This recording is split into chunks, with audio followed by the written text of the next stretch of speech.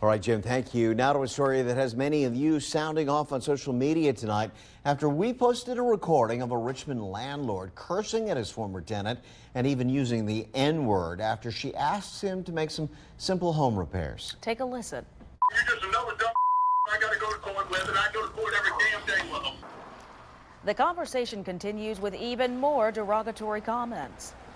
On your side, investigator Brent Solomon digging into this explosive exchange. Brent, you even caught up with the renter? We sure did. The single mother of two says she feared for her life, especially since landlords have the keys to where you sleep at night.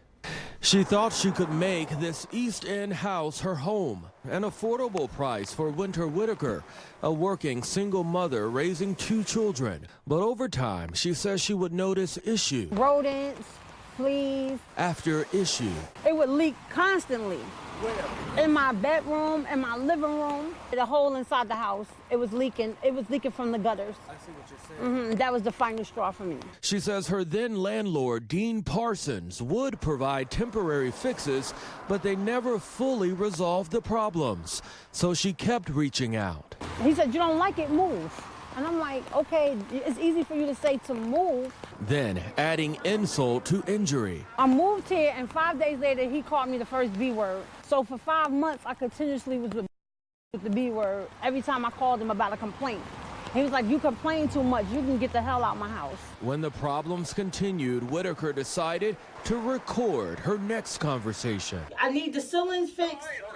Like you said, because you don't mean to me. She shared that phone call with us. Get the hell out of my house, and quicker the better. I ain't got to get out until my lease expires. Shut the up and leave me alone. You're going to fix what you're supposed to fix. That's all. And you're nothing but a slumlord. That's when attorney Helen Hardiman stepped in. She would call me and say, "I'm afraid to stay here tonight. I don't know what he's going to do." Hardiman believes the landlord's actions might raise concerns under Virginia's fair housing laws. Certain demographics of people are targeted by certain landlords who know that they can take advantage of these types of tenants. Whitaker and her attorney approached the landlord with her concerns, and instead of going to court, they settled the matter.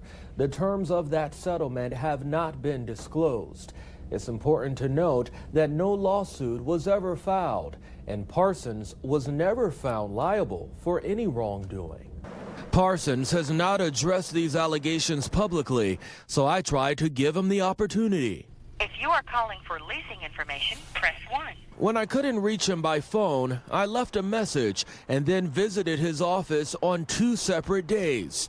He wasn't there, but on the second visit, an employee in the rental office took my contact info. Parsons never called back.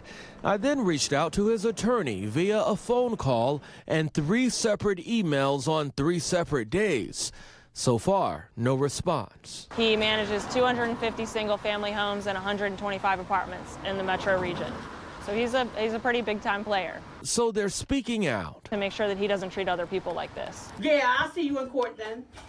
Oh, you're just another dumb I got to go to court with, and I go to court every damn day with them. That destroyed me. Whitaker finished her lease. She's now living in a new home with a new landlord. For the On Your Side investigators, Brent Solomon, NBC 12.